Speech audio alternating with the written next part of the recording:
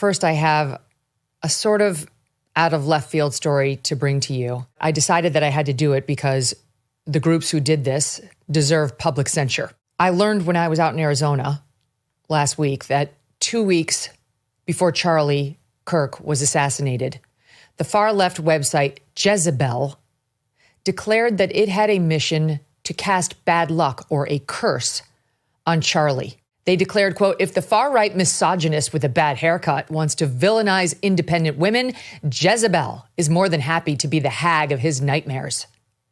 And they went on to the website Etsy, yes, Etsy, to, quote, cast a curse on him.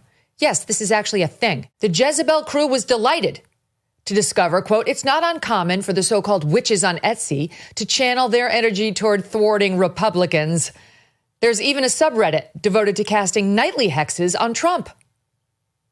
Jezebel decided Charlie Kirk, who they've repeatedly described as far right, the founder of the right-wing conspiracy theory factory, Turning Point USA, is, quote, more irritating than most, and asked its audience if they were, quote, interested in punishing Kirk for years of regressive rhetoric with a curse, with a hex on him. After all, they told readers, he's basically a fake news vending machine. The article notably does not list the name of any particular author, but simply uses its company name as the byline. So we don't know exactly which writer or staffer at Jezebel, which has long been a disgusting publication, came up with the idea.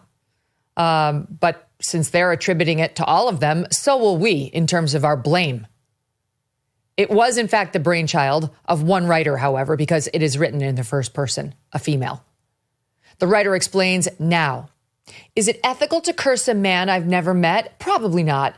But is it unethical to let him keep talking? Yes.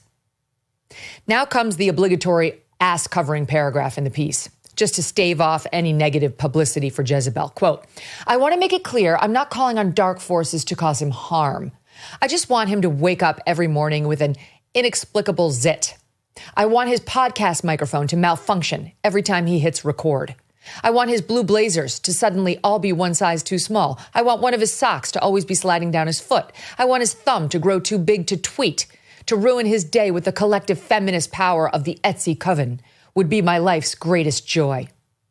So even in her ass covering, she was asking for Charlie to be rendered less attractive, to not be able to use his microphone and silence his voice, to have discomfort foisted upon him, to stop his ability to tweet or spread his message, and to, quote, ruin his day. Got it? That's the nice part of the Jezebel article.